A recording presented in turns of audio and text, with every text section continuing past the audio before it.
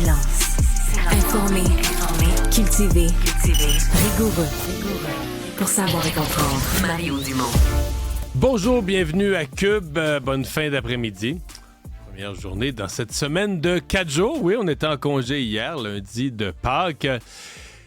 Moyen de pression des policiers de la Sûreté du Québec. De certains policiers de la Sûreté du Québec, je devrais être précis. C'est passé dans différentes régions du Québec, entre autres aujourd'hui, sur des grandes artères comme Décarie à Montréal. Les policiers ralentissaient la circulation, s'installaient avec leurs véhicules de patrouille pour ralentir la circulation. Bon. Pas beaucoup d'accord avec ça. Ralentir la circulation, si vous voulez mon avis, ça se fait pas. Jamais. Tu sais pas qui y a en arrière, c'est déjà assez long, quelqu'un peut être pressé, quelqu'un peut être en route vers des soins de santé, quelqu'un peut être en route vers l'aéroport, perdre de l'argent. C'est déjà assez long, il y a déjà assez de risques de congestion à créer pour le fun, c'est non. 1. 2.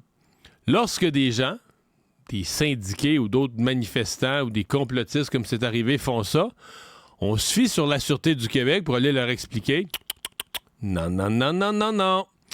On niaise pas, on bloque pas la route, on peut faire une manifestation, d'autres moyens de pression, mais on bloque pas la route. Quelle crédibilité vont avoir les policiers de la Sûreté du Québec si eux-mêmes l'ont fait ne fût-ce qu'une fois?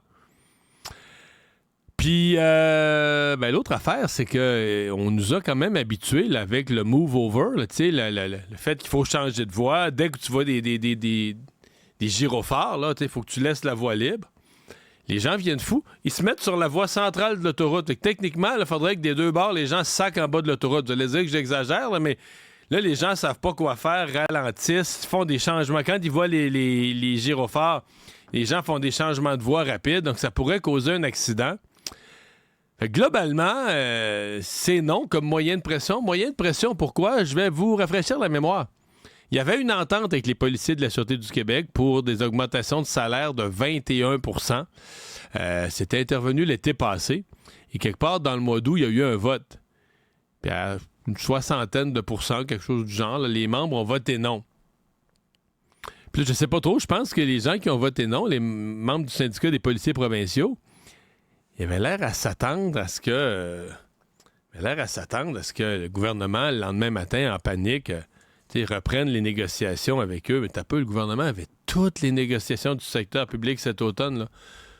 Pensais-tu qu'il allait commencer puis donner « Ah, vous avez eu 21 %, il se passe assez, on reprend un égo, on va vous donner 25 » Ben oui.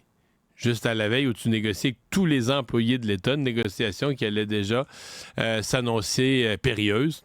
Fait que, je sais pas comment ça va se dérouler. On nous dit que c'est le début des moyens de pression.